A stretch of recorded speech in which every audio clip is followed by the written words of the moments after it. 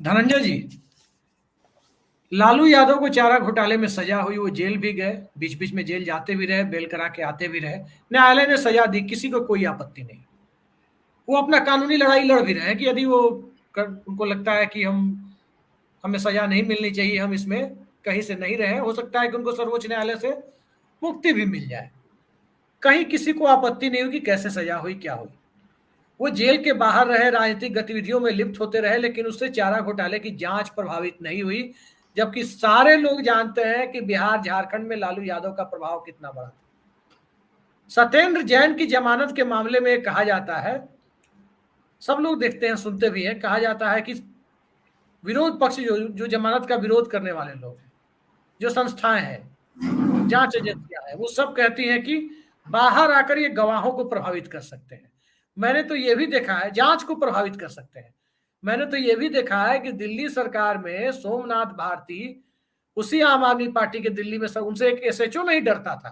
पूरे मालवीय नगर में क्या हुआ था, अनिल जी को याद होगा, जब आम आदमी पार्टी की सरकार थी, किस ढंग की घटनाएं हुई थी। और जिसके पास न पुलिस है, न इन्वेस्टिगेटिंग एजेंसी है कोई, उस सरकार के एक विधायक के बाहर आ जाने से जांच प्रभावित हो जाएगी, ये तर्क आपको गले उतर रहा है क्या? लालू यादव तो सीबीआई को नहीं खरीद पाए थे। देखिए, ये देश किसी कुछ सवाल है मेरे। ये देश किसी की जागीर है या लोकतंत्र है? यहाँ कानून का राज है या गणराज्य? कानून का राज है या कोई जो है अंडरवर्ल्ड शासन कर रहा है, अंडरवर्ल्ड चला रहा है देश को? जिस तरह से ये कर रहे हैं वो मुझे लगता है कानून का राज तो नहीं हो सकता। वो सत्येंद्र जैन की बात हो या किसी और की बात हो, विशेष व्यक्ति की बात नहीं है। आम आदमियों की क्या हालत है। और यहाँ पे हम विशेष व्यक्ति की बात इसलिए कर रहे हैं कि साफ साफ दिख रहा है कि आप बदला ले रहे हो। आप जो है सरकार नहीं चला रहे हैं, आप जो है लोकतंत्र नहीं चला रहे हैं, आप जो है कानून का राज स्थापित नहीं कर रहे हैं, आप बदला ले रहे हो। ये कैसे प्रमाणित होता है? ये इस तरह से प्रमाणित होता है कि जो आपके साथ आ जाता है उसको कोई पद मिल जाता है, कोई मुख्यमंत्री बन जाता है, कोई मंत्री बन जाता है, कोई कुछ और बन जाता है। लेकिन जो आपके खिलाफ रहता है उसको आप जेल में बंद कर देते हो और इतना बड़ा अपराधी घोषित कर देते हो कि वो अदालत से उसको जमानत न मिले, जो एक मानवीय सुविधाएं हैं। देखिए, कानून का राज और अंडरवर्ल्ड में क्या अंतर है? अंडरवर्ल्ड जो है तमाम तरीके के हथकंडे अपनाता है जिससे अपने दुश्मन को नेस्तनाबूद कर सके, खत्म कर सके, उसकी जान तक लेता है। सरकार की भूमिका ये होती है कि कितना भी बड़ा अपराधी हो, कसाब जैसा अपराधी हो, उसको भी न्यायिक तरीके से उसको फांसी की सजा देनी है या जो सजा देनी है, न्यायिक एक तरीका है, उसके तहत, उस प्रक्रिया के तहत दिया जाएगा। और जब तक वो जिंदा है, इवन मरने के बाद भी, फांसी की सजा देने के बाद भी, एक जो कानून के राज में एक व्यक्ति का जो सम्मान होता है, मानव का सम्मान होता है, वो निभाया जाएगा। ये कानून का राज है। अब जो सरकार पिछले 9 सालों से कर रही है, या हम कहें कि मोदी जी जब से हैं वहां पे गुजरात में, तब से जो हो रहा है, अभी जो बीबीसी के खिलाफ जो है मानहानि का मुकदमा दायर हुआ है हाई कोर्ट में, और जो केस चलने की बात हो रही है, जो भी हो रहा है, ये सब क्या है? ये सब बदले की राजनीति है। और इसको राजनीति नहीं कहते। इसके सही शब्द में कहें कि ये जो है सिनेमा में जैसे अंडरवर्ल्ड बदला लेता है, या जो हम अपने गांव मोहल्ले में देखते हैं कि एक आदमी दूसरे आदमी से कैसे बदला लेता है, उस तरीके की चीजें कर रहे हैं। मतलब ये जो है गरिमा, जो है सरकार की गरिमा को ध्वस्त कर दिया। सरकार ऐसी नहीं हो सकती, दुनिया में कहीं ऐसी सरकार नहीं चलती। आप जो है फिर तो तारस आई है, हिटलर से आई है, जो मन करे वो करिए। धनंजय जी, आपको मैं याद दिला दूं, पनामा पेपर्स के मामले में पाकिस्तान की कोर्ट ने नवाज शरीफ का पॉलिटिकल करियर खत्म कर दिया। भ्रष्टाचार का ऐसा मामला सामने आया। भारत में, अब कहना तो नहीं चाहिए, लेकिन एक बड़े अभिनेता का नाम आया पनामा पेपर्स के मामले में। भारत में जांच होती तो इस उम्र में हो सकता है कि उन्हें भी सजा हो जाती, लेकिन वो लोगों को शौचालय कैसे जाना चाहिए, खेत में नहीं जाके शौचालय में जाना चाहिए, सरकार का ऐड कर रहे थे। सरकार के करीबियों में उनकी गिनती होती है। आज तक आपने नाम नहीं सुना होगा कि उसके बाद पनामा पेपर्स पर कहीं कोई चर्चा हुई। सवाल यही उठता है ना कि इस तरह से सेलेक्टिव कार्रवाई क्यों हो रही है? नहीं तो मैं वही तो कह रहा हूँ कि सरकार की भूमिका अंधा बाटे ड्योढ़ी चीन चीन के दे वाली तो नहीं होनी चाहिए ना। कानून तो सबके लिए बराबर है। वो कोई विशेष व्यक्ति है, अमिताभ बच्चन जैसा कलाकार हो या कोई जो है हमारे गांव का जो है रमुआ धोबी हो, सबके लिए कानून बराबर है, कोई भी फंसेगा। अब फिर एक सवाल आता है कि जो सीबीआई है, जो ईडी है, ईडी के जो पास जो इतने सारे अधिकार है वो कहाँ से आए? वो तो कांग्रेस चिदम्बरम सरकार साहब ने ने दिए थे, गृह मंत्री है, थे, उन्होंने ही दिया था, वो भी गए एक बार उन्होंने ही भीतर। बनाया है। तो आप जब कानून बनाते समय ये ध्यान नहीं रखते हो कि इसका दुरुपयोग होगा तो किस हद तक होगा।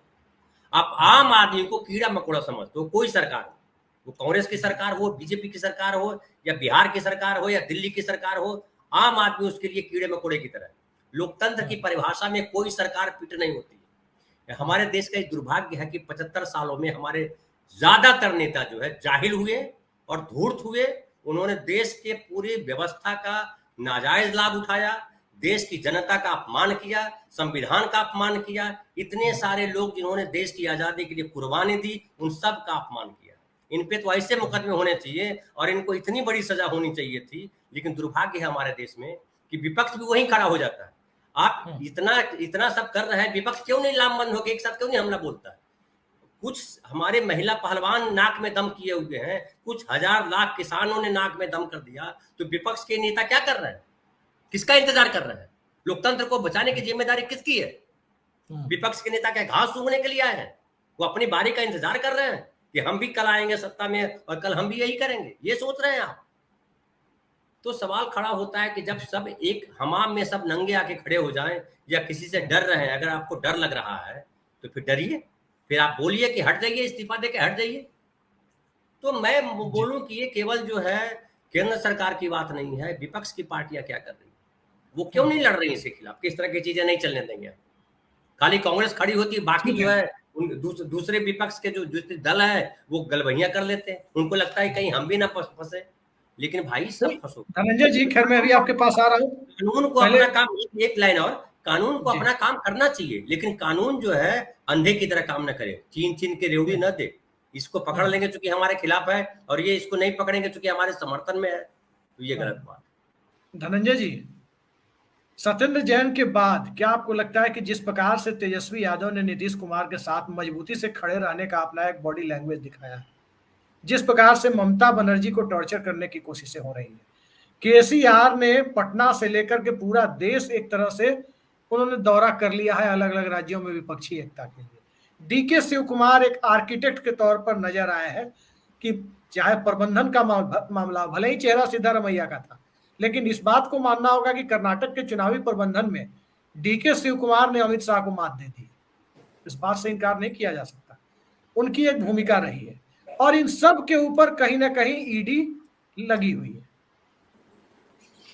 तो ये डराने की कोशिश तो नहीं हो रही है कि लोकसभा चुनाव में शांत बैठ जाओ, भले विधानसभा चुनाव मन से लड़ लेना, और तेजस्वी यादव को खास करके नीतीश कुमार का साथ छोड़ो और बिहार को प्रेसिडेंट रूल में रखे लो, ये डराने की कोशिशें आपको लगता है कि कामयाब हो जाएगी? यदि है तो देखिए, ऐसे डराने से तो हमारे गांव का तो गोतिया का झगड़ा होता है, वो नहीं डरता है, बोला मार देंगे चाहे मर जाएंगे। तो हमारे गांव का ये आदमी भी नहीं करता। ये तो सरकार है, विपक्ष है, सत्ता है, बहुत बड़ा खेल है, ढेर सारे लोग हैं, कहाँ से डरने वाले? हिटलर ने किसको डरा दिया? कितने लोग डर के भाग गए? अभी भी जर्मनी में बहुत सारे लोग। तो इसलिए डरते फरते कोई नहीं है। अंग्रेजों ने ढेर सारे लोगों को मार दिया, हिंदुस्तान में तो क्या बच, लड़ाई खत्म हो गई? नहीं खत्म हुई। न्याय की लड़ाई और न्याय और सत्य और असत्य की लड़ाई तो चलती रहेगी। ये भी मोदी जी आज जहां खड़े हैं, कल कोई और आके खड़ा हो जाएगा। ये किसी को हटा के आए हैं तो इनको भी कोई हटा देगा। ऐसा तो है नहीं कि स्थायी भाव में है। अब जितने हजार साल तक रहेगा ये धरती रहेगी, मोदी जी वहां बैठे रहेंगे, अमित शाह वहां बैठे रहेंगे, ऐसा तो होने वाला है नहीं। और जो आप दाव चल सकते हैं वो दूसरा उससे और बदतर चल सकता है। समझिए, अगर ये हम देखें कि इमरजेंसी के समय में इंदिरा गांधी या संजय गांधी के दौरान जो हुआ, अगर उससे अगर आप आगे बढ़ना चाहते हैं तो आपके आगे भी दुनिया है, जहां यहीं खत्म तो होती नहीं है ना, दुनिया उसके और आगे है। लेकिन सवाल उठता है कि जो है, जो लोकतंत्र हमारा है, जो लोकसभा चुनाव आने वाला है 2024 के चुनाव में, क्या जो आपका मूल सवाल है ईडी और सीबीआई के भरोसे लड़ा जाएगा? नहीं लड़ा जाएगा। वहां बजरंगबली काम नहीं आए कर्नाटक में, तो ईडी सीबीआई की क्या औकात है? अभी देखिए, आप एक बात चर्चा करना शायद रह गया कि सीबीआई पे संजय सिंह ने कहा था मैं केस कर दूंगा, और सीबीआई ने उनका हाथ नाम निकाल दिया, बोला नहीं नहीं आपका तो गलती से आ गया था। तो आप लड़िए, तो संजय सिंह जिस ताकत से लड़ता है फिर लड़िए आप। तो अगर तो वो एक बड़ा इंपॉर्टेंट है। और डी शिव कुमार को ही लीजिए, जिस ताकत के साथ वो आदमी लड़ा, क्या कर लोगे आप फाइनली? जब हम मरने के तैयार हो जाएंगे तो आप क्या कर लीजिएगा बताइए? मेरी लाश को जो है टुकड़े टुकड़े काट के कुत्ते को खिला दीजिएगा, यही नहीं कीजिएगा, उससे आगे क्या कीजिएगा? मुझे आप टॉर्चर ही कीजिएगा ना, उसके आगे क्या कीजिएगा? तो जब आपके वश में हम चले गए तो आप कुछ भी करें, हमारे चीखने चिल्लाने से क्या होता है? चंद्रशेखर आजाद को मार डंडा मार रहा था अंग्रेज, उससे क्या फर्क पड़ गया? तो इसलिए देखिए क्या होता है कि जब आप जो कर रहे हैं ना, ऐसा कोई भी व्यक्ति जो दूसरे को प्रताड़ित करता है वो डरपोक आदमी होता है, ताकतवर व्यक्ति ऐसा नहीं करता। इसलिए वो जो आप याद कीजिए, क्षमा सोबती उस भुजंग को जिसके पास गरल हो, उसको क्या जो दंतहीन विषहीन विनीत सरल हो, जो हम लोग पढ़ते रहे। तो ये जो है, ये जो विष भरे लोग हैं, क्या विष खाली आपके पास है? खाली गेहूं साहब के पास विष होता है, बाकी विष किसी के पास नहीं है। मच्छर भी निपटा देता है आदमी को भाई। धनंजय जी एक चीज बताइए, बड़ा महत्वपूर्ण सवाल आपने उठाया है। एक चीज बताइए कि जैसे हम लोग किसी टाइगर रिजर्व वगैरह में जहां पर पोचिंग की घटनाएं होती थी कि बाघों की पोचिंग होती थी, मीनू जैन जी तो खैर उत्तराखंड में ज्यादा बेहतर जानती है। कई सारे टाइगर रिजर्व के बारे में सरकार ने ये आदेश जारी किए थे, अलग अलग राज्य सरकारों ने। एक दौर में आदेश जारी किया गया था कि इस टाइगर रिजर्व में किसी भी पोचर्स को देखते ही गोली मारने का आदेश। इलेक्शन के समय में चुनाव आयोग आदेश जारी करता है, खासकर उन इलाकों में जहां बूथ कैप्चरिंग की घटनाएं होती थी कि बूथ लुटेरों को देखते ही गोली मारने का आदेश जारी किया जाता था, खासकर नक्सलाइट बेल्ट में, अगर आपको याद हो तो। इस तरह से आपको नहीं लगता कि कहीं किसी दिन ऐसा ना हो कि किसी राज्य की विधानसभा या आदेश पारित कर दे, एक प्रस्ताव पारित कर दे कि राज्य में ईडी सीबीआई को देखते ही गिरफ्तार कर लिया जाए? ईडी सीबीआई का कोई व्यक्ति यदि राज्य में दिखाई देता है, भले वो किसी शादी समारोह में गया हो, उसको पकड़ करके अंदर कर दो कि तुम राज्य में आए कैसे, देखिए हमारे इलाके में तुम घुसे कैसे?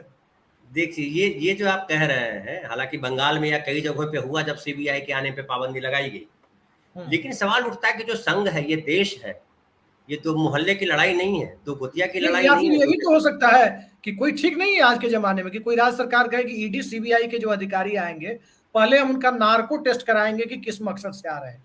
नार्को टेस्ट में वो बता देंगे कि किसके इशारे पे आ रहे हैं, और उसका हम लाइव टेलीकास्ट कराएंगे यूट्यूब के माध्यम से, तब उनको इजाजत देंगे।